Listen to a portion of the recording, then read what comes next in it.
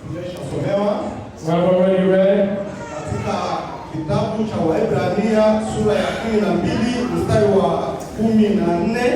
in the book of Hebrews chapter 12 verse 14. Kwa wale ambao wanaojua hapo ndipo ambapo kuna chimbuko la kanisa letu. And for anybody that knows, that's the foundation of our church. Ni hapo ambapo huwa tunasimamia sisi wa Methodisti. That is where us as Free Methodists stand. Ninasema hivi, I say this. tafuteni kwa bidii kuwa na amani na watu wote. Try and look to live at peace with everyone. Na huo utakatifu And that holiness. ambapo hakuna mtu atakayemwona Bwana asipokuwa nao. That there's no one who will see the Father without having him. Bwana Yesu asifiwe.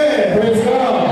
Na ni neno ambalo tutakalolisema katika siku ya leo, katika mchana wa leo. The word that we will speak on today, Ya kwamba kutafuta haki ya Mungu au kutafuta utakaso. is finding or looking for holiness.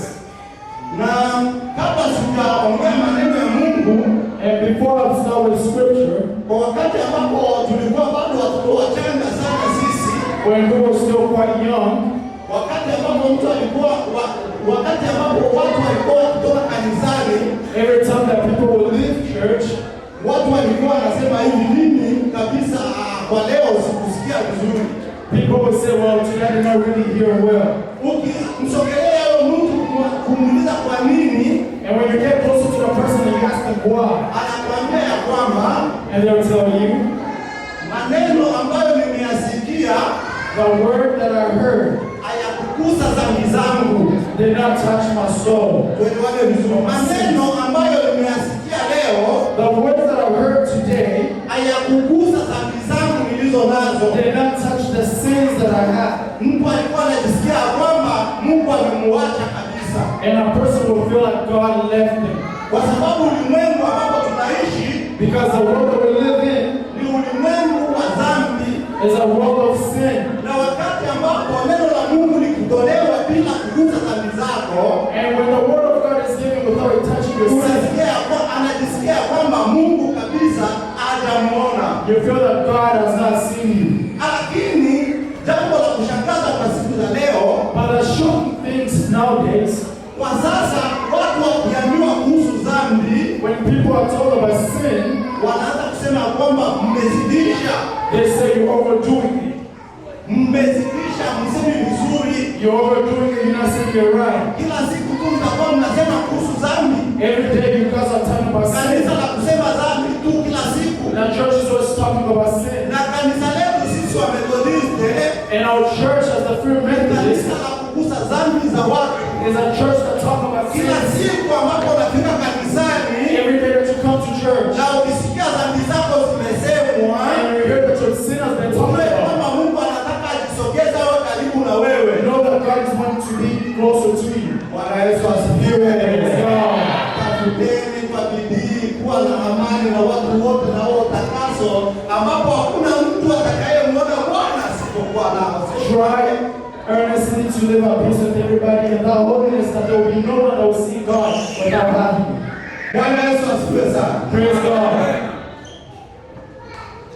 Tumeshasoma, tunaenda na jambo letu la kwanza. We have already read. Let's go with our first point.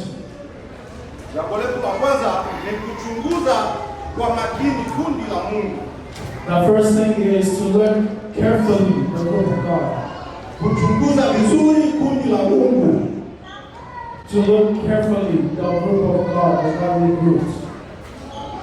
Kuchunguza vizuri kwa makini kundi la Mungu. To look or examine carefully God's group.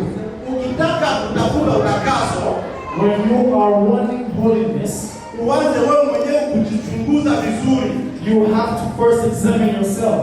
Wewe mwenyewe uanze kujichunguza vizuri, kujiangalia. You have to do a thorough, careful examination of yourself. Unaona mzee kule kwetu, You see that an elder back home, alikuwa anasema injili yake ni kujikontrole. he used to say that his whole gospel is to just examine Alikuwa himself, anasema tu kujikontrole.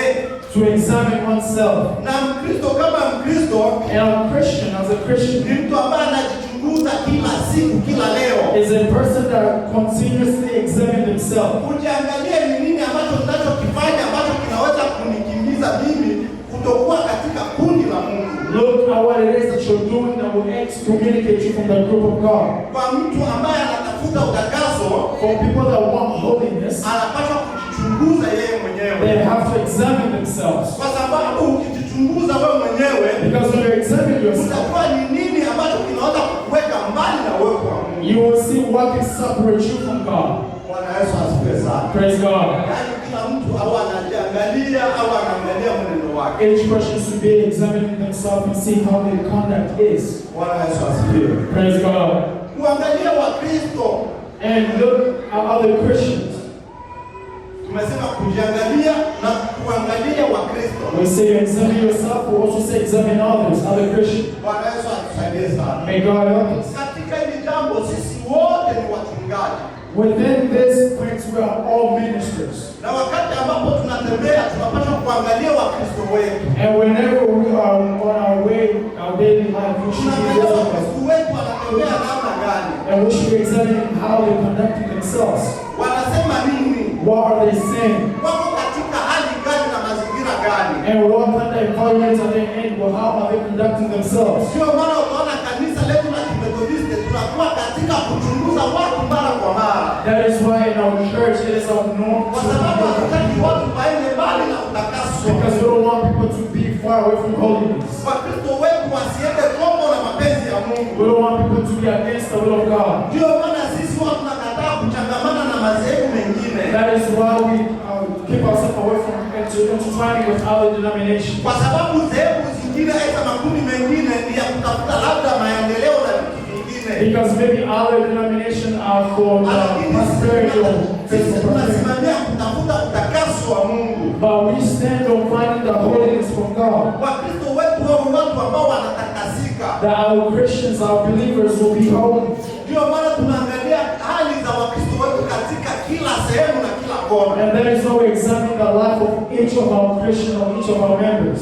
Bwana Yesu atusaidie sana. May God help us a lot. Wakati ambapo ukishajiangalia mwenyewe, angalia na watoto wako. Once you examine yourself, examine your children as well. Watoto wako wanatembea namna gani? How are your children walking? Watoto wako wanasema nini? What are your children saying? Watoto wako wanavaa namna gani? What are the things they dress? Kwa sababu wewe utasema tu wewe ni Mkristo, lakini watoto wako ni wapagani. Because you may say you are a Christian, but your children are carnal or secular. Inapaswa wewe uokoke na watoto wako wao wanaonyesha wokovu wako. You should be saved, and the children should also be saved. Kwa sababu watoto ni matunda yetu sisi. Because our children are fruits. Na kile ambacho watoto wako watakachokifanya ambacho kiko na mkono na mapenzi ya Mungu, And whatever that our children do that's against God, itasababisha wewe unatukanwa hizo unaonekana kuwa Mkristo ovyo. we'll see that your Christianity is false. Bwana Yesu atusaidie sana. May Christ help us. Kuangalia mke wako, You should examine your life. kuangalia mke wako kwa sababu Ukristo wa mtu Because you should examine your life because your belief unaonekana kupitia mke wako. is also seen through your wife.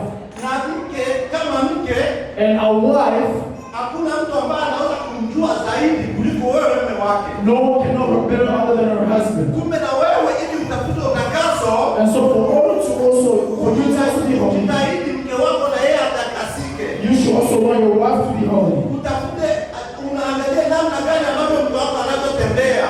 Examine how your wife conducts herself. Bwana Yesu atusaidie sana. May Christ help us a lot. Na wewe mwanamke, mume wako akishaangalia jinsi ambavyo unavyotembea na kuchunguza, And for you as a wife, as a woman, na as a husband, na wewe kama mchungaji una wajibu wa kuangalia jinsi anavyotembea, it is also your obligation to see how he jinsi walks, ambavyo mume wako anavyofanya, what your husband is doing, matendo ambayo anayoyafanya. that these are actions to show. Kwa sababu kuna mwanaume ambaye anaweza kuonekana Mkristo hivi Because jana, there are other husbands that may seem as Christians, lakini usiku ana matendo maovu ambayo anayoyafanya, but later at night they have things that are na not ambaye anaweza kuyajua ni as wewe mke wake. And the only person that will know that is you, the wife. Bwana Yesu asifiwe sana. Praise God. Bwana Yesu asifiwe sana. Praise God. Na kwa katika kujiangalia wewe kama wewe, As you examine yourself, unapaswa kuangalia jinsi macho yako yanavyoangalia, yanavyoona. examine what your eyes are seeing. Macho yako yanaangalia your eyes looking Na at? macho yako yanatazama nini? And what are you lingering at? Kwa sababu kuna macho ya Wakristo kuliko kuona vitu vizuri, Because some Christians have to start looking at good yanaona things. dhambi tu. They only see sin. Uangalie vizuri, uangalie kabisa kabisa. Wewe kama wewe, uangalie ucheki vizuri, macho yako yanaangalia wapi? And you should examine yourself as a Christian. Where are your eyes Yanaangalia looking? nini? What are your eyes watching? Usiokoke tu na wakati macho yako hayajaokoka. Don't just be saved when your eyes are not saved yet. Kuna watu ambao wanaokoka lakini macho yao hayajaokoka. There are people that are saved but their eyes are not saved yet. Unapokuokoka wewe na macho yako yote yaokoke. You should be saved and your eyes should also be saved. Bwana Yesu asifiwe. Praise God. Masikio yako yaokoke, masikio ya mtu yanapaswa kuwa yameokoka. Your ears should also be saved. Katika kujiangalia wewe mwenyewe, uangalie masikio yako, je, yanasikia nini? As you are examining yourself, you should ask yourself, what are my ears hearing? Kuna masikio ambayo ukisema ndio yenyewe yameshaongeza vitu vingine.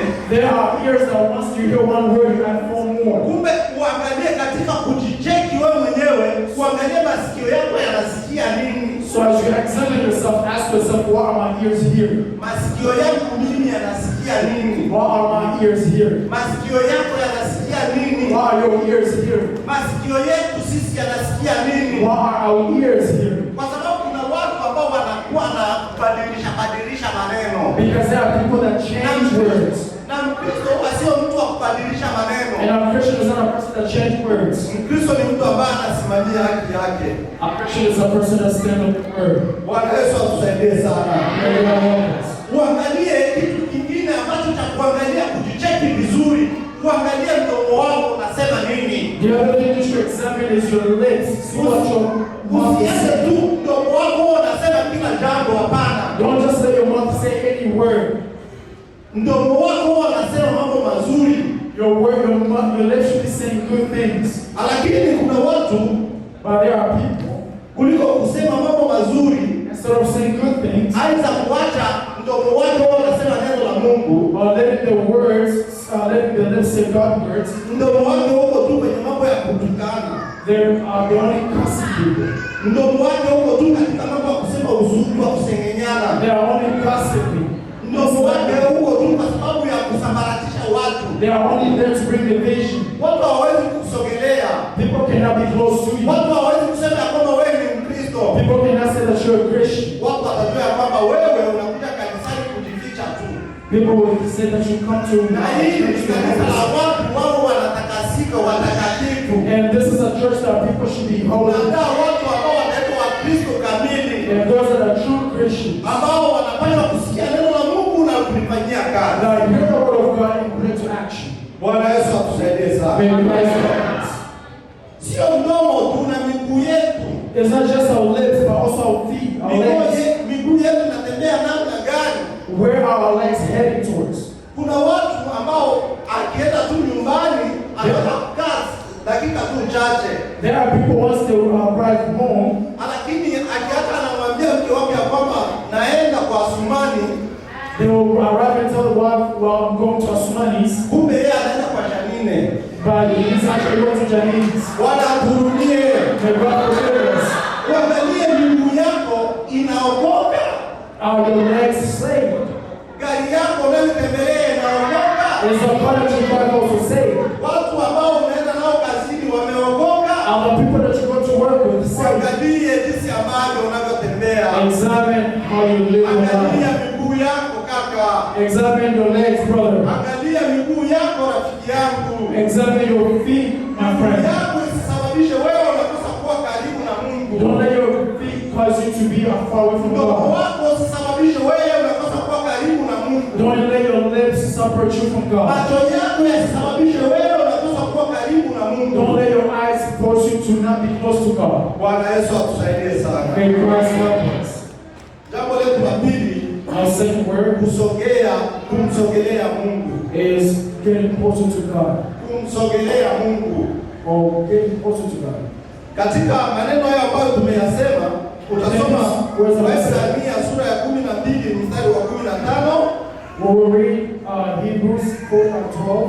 na utasoma Mwanzo sura ya 27 mstari wa 33 hadi 34. And You also read Genesis 26:33 to 34. Ikiwa umeshaandika, tunaenda kwenye jambo letu la pili, kumsogelea Mungu. If you're reading that, then we'll go with our second word. Kumsogelea Mungu. Getting closer to God. Bwana Yesu atusaidie sana. May God help us. Msomaji atusomee Waebrania sura ya 12 mstari wa 18 hadi 21. We're asked our reader to read Hebrews 12 verse 18. Waebrania 12 18 21. Waebrania 12 mstari wa 18 hadi 21 nasema, maana mkifikiria mlima uwe uwezao kuguswa, uliowaka moto wala wingu jeusi na giza na tufani na mlio baragumu na sauti ya maneno ambayo wale waliosikia walisihi wasiambiwe neno lolote lingine, maana hawakuweza kustahimili neno lile lililoamriwa, hata mnyama akiugusa huo mlima atapigwa kwa mawe. 21. Na hayo yalionekana jinsi yalivyokuwa ya kutisha, hata Musa akasema, nimeshikwa na hofu na kutetemeka. Amen. Amen. Nenda kwa Kutoka sura ya 24 mstari wa 13. Exodus 24.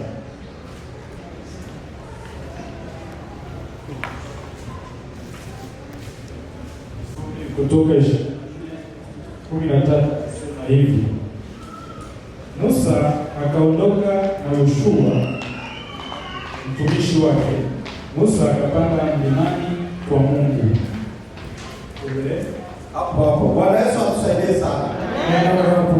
Musa alipokuwa akitembea, when Moses was walking kwenda kuomba, to go pray, alikuwa na kundi la watu. He had a group of people. Akaacha baadhi ya watu, and he left a few behind. Akaacha Haruni na kundi la watu wengine. And he left Aaron with the other group. Akasogea. And he went a little bit further. Kusogelea mlima, when he went further to the mountain, Mungu akamshukia. God came down.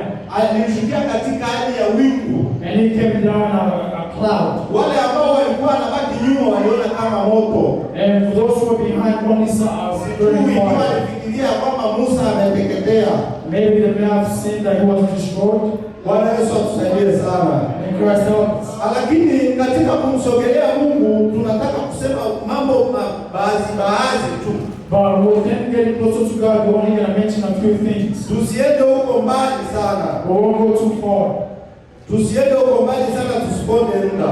We won't go too far so we don't waste time. Utaenda kusoma hapo na utaelewa vizuri.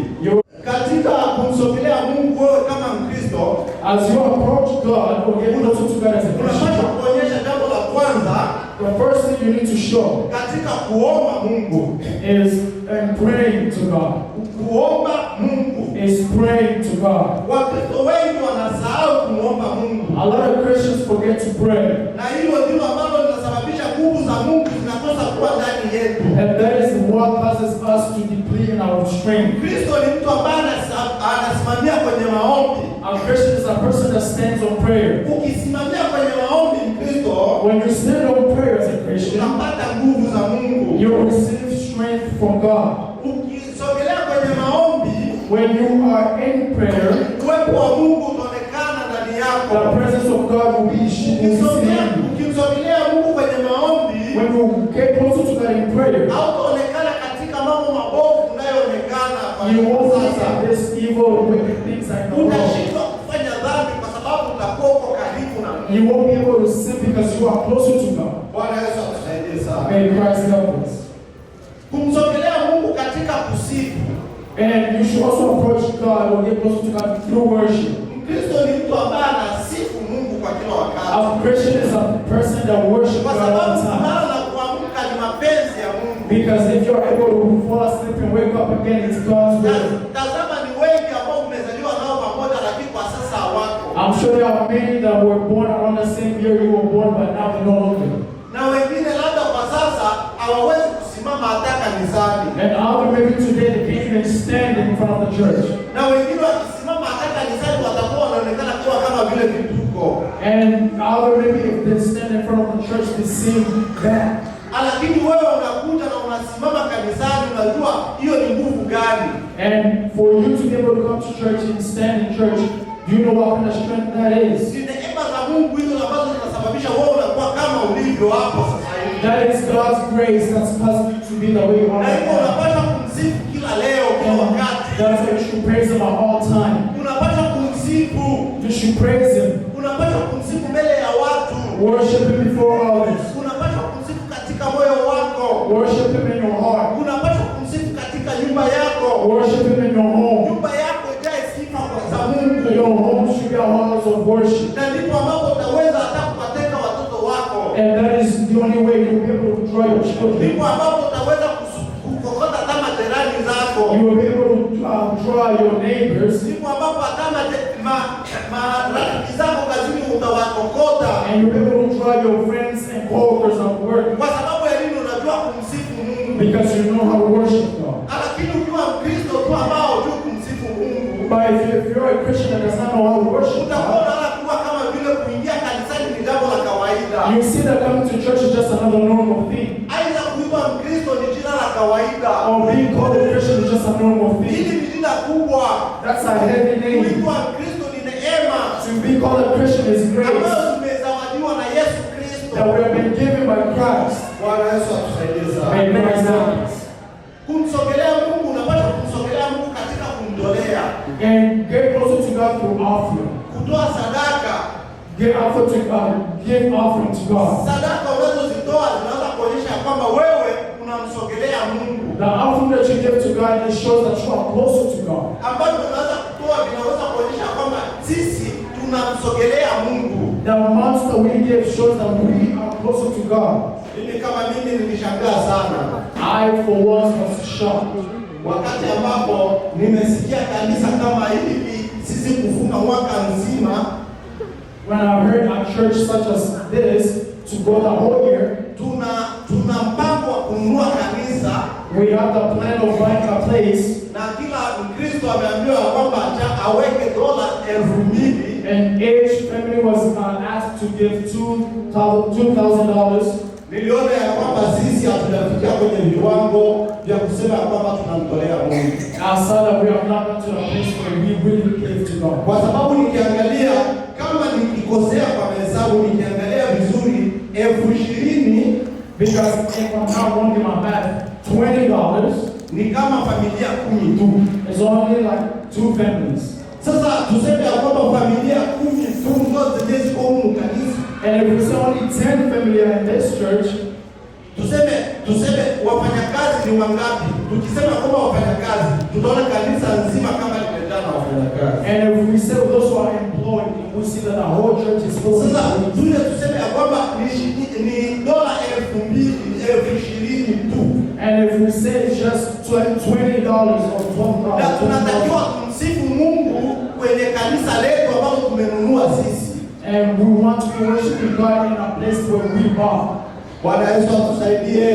Praise God. Bwana Yesu asifiwe. Praise God. Mimi huwa nafanya tathmini kubwa sana na nchi ya Marekani.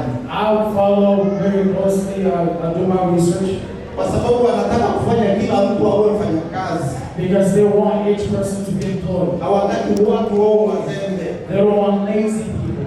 Na katika mahesabu yangu mimi, watu wakiwa na mwamko wa Mungu, And as I see, when people are awakened by God, kuliko sisi kusema ya kwamba familia itoe $20,000 instead of us saying that each family should give $2,000, kwa watu ambao wanaokoka kabisa, ambao wanataka kumsogelea Mungu. for people that are truly saved and want to be closer to God, Nilikuwa naona kama mchungaji akisema kwamba kila mfanyakazi atoe $2,000. I would say it would be wise if the pastor were to say each person that worship give $1,000. Kwa sababu ukipiga hesabu neema ya Mungu ambayo amekupa wewe, Because if you just do the math, the grace of God na gives kile ambacho Mungu anakufanyia Mungu, and the things that God continuously do for you. kwanza ukifanya tu tasbihi, ni wengi ambao wanakosa kazi, lakini mimi naipata. But there's so many people that have no jobs, but Kwa kila mwezi napata $2,000. ya kupokea hivi 2,000. Each month I'm able to receive Kwa yule $2,000. ambaye ana mshahara mdogo hapa anapata 2,000 za Kimarekani. For those that have low income, they are able to get at least Sasa ukipiga $2,000. hesabu kabisa kumtolea Mungu 1,000 wewe kama mfanyakazi, But if you do your math and give utakuwa umepungukiwa nini? what is it that you lose? Utakuwa umepungukiwa chochote. Bwana Yesu You won't be atusaidie. able to give up in your past efforts. Wafanyakazi semeni amen. Wafanyakazi semeni amen. Wale ambao hawataki kumtukuza Mungu na wao waseme amen kwa sababu For na those that wao. want to worship God, say amen.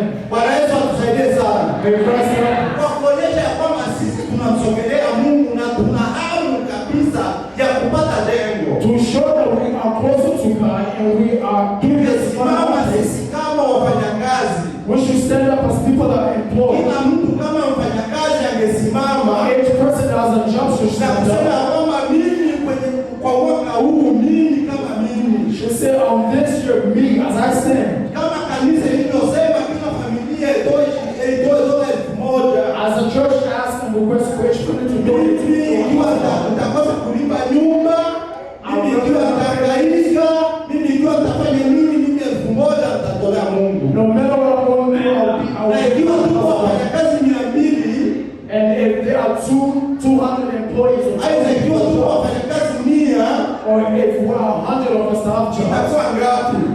how much will we have? 1,000 1,000. itakuwa Kiingereza sijua kimoja. $100,000. 100,000. Ndio yenyewe najua. $100,000. 100,000. Tukipata $100,000 tunaweza kutafuta nyumba ya kanisa. If we get 100,000, we'll be able to find a location for the church. Tutapata nyumba. We'll be able to find a place. Tutapata kanisa. We'll be able to find a facility. Na Wakristo hao ambao wako huko. And there are so many Christians here. Wakati ambapo tutakuwa tunajisikia huru. And we will be free. Bwana Yesu atusaidie sana. May Christ